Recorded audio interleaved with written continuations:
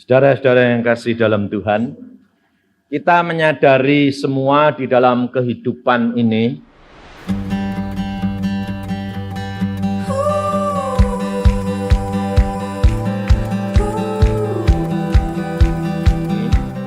bahwa selama orang di dalam dunia ini banyak kejadian yang tidak pernah kita duga-duga terjadi dalam hidup kita.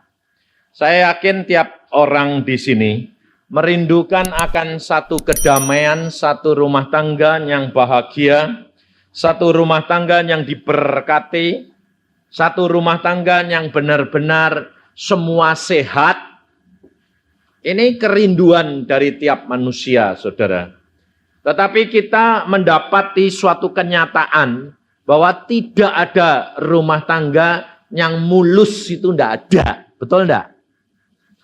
Selalu ada kejadian-kejadian yang menimpa kepada tiap keluarga itu yang tidak pernah diduga-duga. Dan demikian juga kekristenan, kita itu harus menghadapi itu, saudara. Tetapi kalau engkau bersama dengan Yesus, engkau mempunyai penolong yang dapat memberikan jalan keluar. Ini masalahnya. Nah, semuanya ini semua yang Tuhan sudah katakan di dalam Alkitab. Dan pengalaman di dalam Alkitab ini, saudara, ini semuanya sudah ditulis untuk saudara dan saya yang mau belajar, sehingga saat-saat nanti menghadapi itu saudara tenang. Kenapa? Karena seorang anak yang sudah belajar, yang sekolah, sudah belajar, ada ujian, ada pencobaan datang, tetapi kalau kira-kira sudah tahu, panik enggak? Enggak toh? Nah, sekarang kenapa saudara panik? Karena tidak pernah tahu, tidak pernah belajar. Benar enggak? Seperti Ibu Anggriani tadi, Anggraini ya. Saya keliru terus menyebutnya Anggriani, sebab Anggriani itu istri saya. Cuma bedanya E sama A. Dia Anggraini, istri saya Anggriani. Jadi dia mengatakan semuanya mulus, tapi demikian terjadi musibah, panik. Nah ini saudara. Panik mana? Tidak tahu menghadapi ujian soal, atau tahu tapi tidak bisa jawab karena lupa. Karena tahu ada di buku, tapi tidak belajar. Karena kelupaan belajar atau kelumpatan. Atau memang tidak tahu karena belum pernah baca. Panik mana? Tapi dua-dua panik, tapi ada yang lebih panik lagi. Yang kedua, tahu ada, tapi tidak sempat belajar. Itu paniknya dan kecewanya luar biasa. Nah, anak-anak kita kalau pulang dari ujian selalu kecewanya di mana? Aduh, aku tuh sudah merasa itu mau keluar loh. Tapi kok enggak tak belajar ya tadi malam, nangis, betul enggak? Tapi kalau memang dia pulang-pulang, kamu bisa. Tidak bisa, kenapa? Tidak tahu di buku kok. Kecewa, tapi tidak panik. Tapi kalau dia tahu itu ada, tapi dia tidak belajar, paniknya luar biasa. Nah, saudara tahu, Alkitab ini komplit. Tidak ada masalah yang tidak ada di dalam Alkitab. Alkitab ini luar biasanya di mana? Dia membuka semua rahasia hidup manusia. Coba ibu-ibu kalau di sini kalau tahu, tadi kan Ibu Anggraini itu pesan, waspada, waspada, waspada. Kenapa? Karena saudara dia baca Alkitab, dari Alkitab ada bahwa dari dulu mula diciptakan, dari dulu mula laki-laki itu selalu istrinya lebih dari satu, banyak. Alkitab menceritakan, jadi di situ sudah ada sifat turunan Loh, dari sananya itu ada turunan bahwa laki-laki ini mata keranjang, betul enggak? Hah? Betul toh? Oh iya, wong saya laki-laki, jadi saya tahu. Jadi kalau saudara-saudara ibu-ibu ini sadar bahwa laki-laki itu sudah dari sananya itu ada jalurnya, jalur itu perlu diwaspadai enggak? Perlu, tapi waspadanya jangan jadi hansip. Biasanya waspadanya itu hansip, hansipnya itu apa? Bukan hansip jaga tuh cemburu. Nah, hansip itu cari yang benar atau cari yang salah?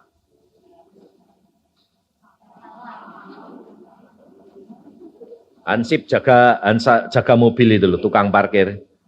Itu kalau ada orang benar dicari enggak? Ada orang salah? Asal ada orang dekat-dekat mobil curiga enggak?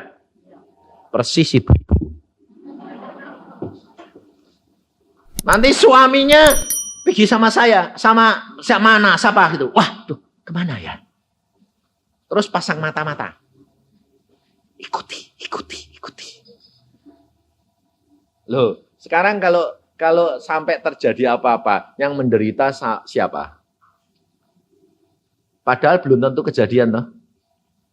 Tapi Anda sudah cemburu. Lalu kalau saudara itu sudah punya prasangka, lalu pelayananmu terhadap suami ini bisa kasih? Nggak bisa, toh? Karena ada kejengkelan, ketidakpuasan. Akhirnya suami bilang, ini kok aneh sih, sekarang kok tindakanmu kok aneh-aneh. Selalu kok jengkel, ngomong salah, ini salah. Saudara tahu, kenapa? Karena engkau tidak mengenal Alkitab. Kalau firman Tuhan sudah mengajarkan, segala sesuatu tidak dapat terjadi tanpa sepengetahuan Allahmu. Betul enggak? Dan di dalam diri saudara, kalau ada Roh Kudus, enggak usah cari-cari, dikasih tahu apa yang akan terjadi. Sebab Alkitab sudah ngomong, apapun yang akan terjadi, Allah beritahukan kepadamu. Karena apa? Orang yang menyenangkan hatinya Allah, Allah tidak bisa merahasiakan. Segala sesuatu, apa yang akan terjadi diberitahu. Sodom dan Gomora mau dibasmi oleh Allah. Allah berkata, apakah perkara ini kita dapat merahasiakan terhadap Abraham? Tidak. Diberitahukan. Dan ini dialami sendiri oleh istri saya. Pada waktu saya ketarik orang, perempuan lain, istri saya dikasih tahu Tuhan. Dia tidak tahu. Bangun tidur itu dia bilang gini, aku tahu. Tahu apa? Tahu dia bilang, aku tahu. Tahu apa? Saya bilang, aku tahu. Kamu kemarin pergi tempatnya orang. Coba, kalau kamu tahu ceritain. Orangnya itu modelnya gini. Tingginya segini. Orangnya begini-begini. Kamu ngomong apa, kamu melakukan apa, kamu pegang dia, saya tahu. Wah, kaget aku. Loh, kok kamu tahu? Persis kayak layar biskop saya lihat. Dan kamu jadi bintang film ini. Wah! Lalu saya bilang, iya, betul. Ngaku. Kenapa? Karena dia tidak marah. Dia sayang saya, dan dia kasih saya, dan dia berkata, aku tahu, tapi aku tidak marah. Kenapa? Justru saya kasihan kamu. Karena di situ saya lihat sebetulnya kamu bertentangan dengan hati nuranimu. Engkau tidak mau berbuat karena engkau tidak mau menyakiti hatiku. Tapi ada satu yang lain yang mendorong kamu tidak bisa. Saudara tahu? Tidak ada seorang suami yang ingin menyakiti hati istrinya. Betul tidak? Tapi ada jalur sana itu loh, jalurnya. Istrinya banyak. Jalur itu setiap daging itu ada. Betul enggak? Ini loh saudara. Engkau harus menyadari hal itu. Kalau engkau menyadari, engkau mengasihi. Pasti kembali. Kenapa? Karena seorang suami tidak mungkin mau menyakiti hatinya. Istrinya. Karena apa? Orang itu memang ya yang dikasihi. Tapi kerap kali itu mau. Tapi tidak mampu. mampu. Ini loh saudara. Ibu-ibu juga saya yakin mau nggak cemburu tapi tidak mampu, betul nggak? Mau mengasihi tapi tidak mampu untuk tidak jengkel, betul nggak? Ini loh. Maka dari itu coba kita belajar firman Tuhan. Sebab ada sesuatu kejadian yang tidak diduga-duga dan tidak pernah dipikirkan. Dan itu mesti terjadi dalam tiap hidup manusia. Pada hari ini karena sudah masuk Desember, dan Tuhan mengatakan, bicara perkara Maria. Oke, saya bilang, karena ini hari ini ibu-ibu semuanya, dia bilang. Oke, mari kita lihat di dalam Lukas pasal yang pertama. Supaya ibu-ibu ini menyadari kedudukan ibu-ibu sebagai seorang wanita, kita harus belajar dari satu kenyataan. Bukan dari khayalan, bukan dari peristiwa-peristiwa yang terjadi di sekitar kita saja, tetapi kita harus belajar dari Alkitab supaya kita mengerti harusnya bagaimana. Di dalam Lukas pasal pertama, ayat 26 mulai, dalam bulan yang ke-6 Allah menyuruh malaikat Gabriel. Loh, perhatiin. Allah menyuruh malaikat Gabriel pergi ke sebuah kota di Galilea bernama Nazaret kepada seorang perawan yang bertunangan dengan seorang bernama Yusuf dari keluarga Daud. Nama perempuan perawan itu Maria. Ketika malaikat itu masuk ke rumah Maria, ia berkata, "Salam hai engkau yang dikaruniai, Tuhan menyertai engkau." Maria terkejut mendengar perkataan itu, lalu bertanya di dalam hatinya, apakah arti salam itu? Kata malaikat itu kepadanya, jangan takut hai Maria, sebab engkau beroleh kasih karunia di hadapan Allah. Sesungguhnya engkau akan mengandung dan akan melahirkan seorang anak laki-laki, dan hendaklah engkau menamai dia Yesus. Ia akan menjadi besar dan akan disebut anak Allah yang maha tinggi, dan Tuhan Allah akan mengaruniakan kepadanya tahta Daud bapa leluhurnya.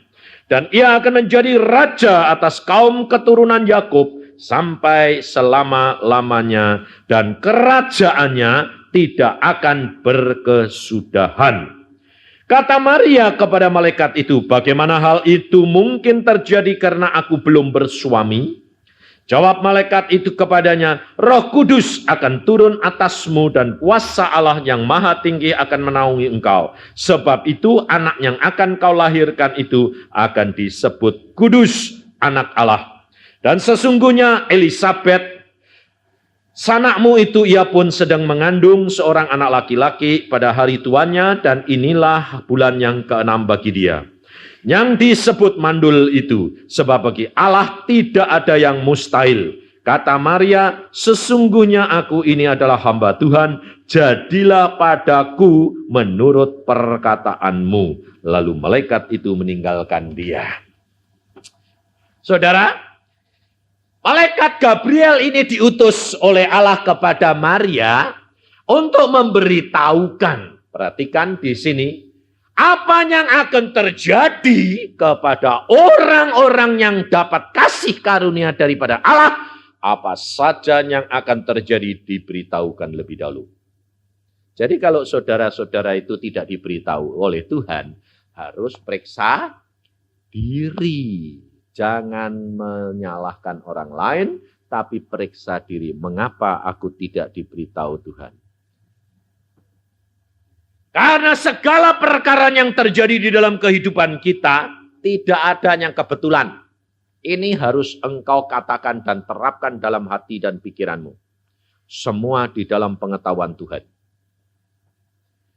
Apalagi kita sudah punya Roh Kudus. Roh Kudus yang ada di dalam diri kita ini sebagai penolong.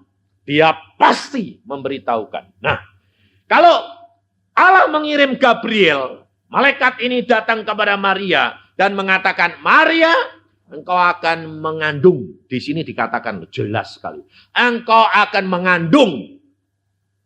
akan melahirkan seorang anak laki-laki. Nah,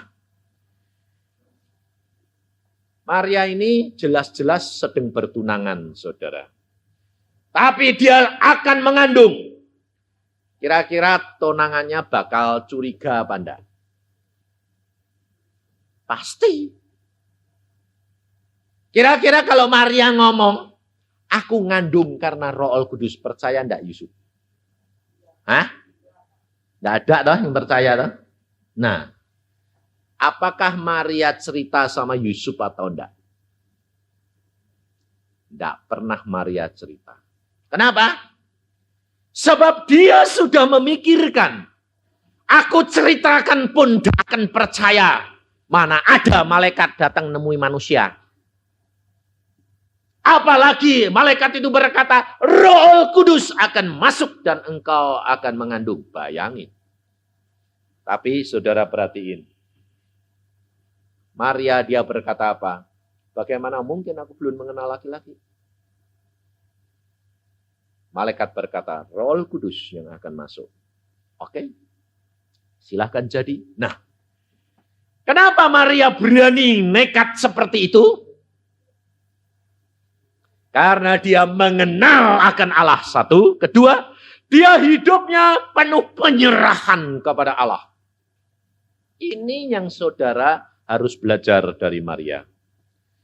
Hidup kekristenan ini adalah penuh penyerahan kepada Tuhan.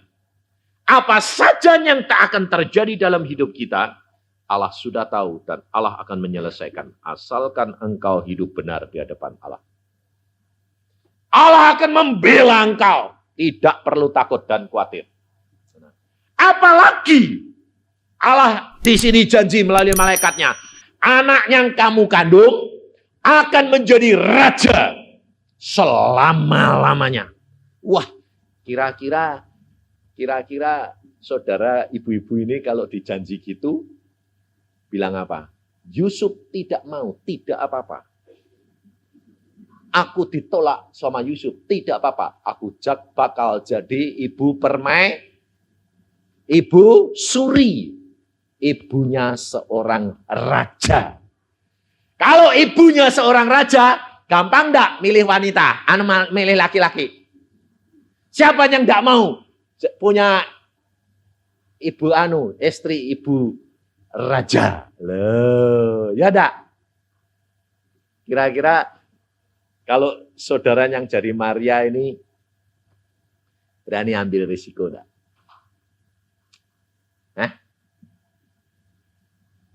Dijanjiin, anakmu bakal jadi raja. Di sini dikata, tahta Daud akan dikaruniakan kepada dia dan kerajaannya selama-lamanya. Tidak bakal gugur. Ayo, kira-kira rela enggak? Dengan resiko loh, dipecat pacar. Saudara tahu, kita kerap kali tidak menduga sama sekali. Tidak pernah Maria itu bakal ngimpi kalau bakal jadi ibunya Yesus. Tidak pernah memikirkan kalau dia itu bakal ngandung sonder punya suami. Itu tidak pernah terjadi. Saudara tahu? Maka dari itu, saudara, kalau engkau itu cinta Yesus, kau akan melihat bagaimana Allah itu memberitahukan apa saja yang akan terjadi dalam hidup saudara dan saya. Tidak usah khawatir. Suamimu pergi kemana, kamu ngomong saja sama Yesus. Tuhan, aku serahkan suamiku dalam tanganmu. Kirim malaikatmu untuk menjaga dia. Dalam nama Tuhan Yesus, kekudusan menjadi bagian dia. Selesai. Kalau dia mau apa, kampleng sama malaikat, ceprot balik. Gak bisa. Kenapa? Ini saya alami sendiri, saudara, sebagai seorang laki-laki.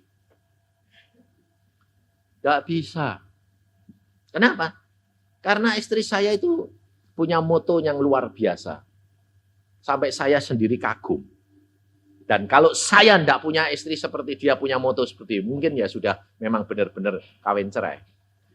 Istri saya bilang apa? Di dalam rumah, engkau suamiku. Di luar rumah, kau hamba Tuhan. Apa yang kamu lakukan, urusanmu sama Tuhan. Kalau kamu nakal, kamu digantung Tuhan. Kalau kamu di rumah, tak layani. Engkau pokoknya kamu milikku. Nah, ayo saudara bisa begitu. Dan saya bilang, kalau saya jatuh cinta, silahkan. Asal kamu di rumah, itu suamiku. Engkau di luar, itu engkau hamba Allah. Kowe nakal digantung Tuhan. Dan ternyata apa? Memang betul-betul luar biasa.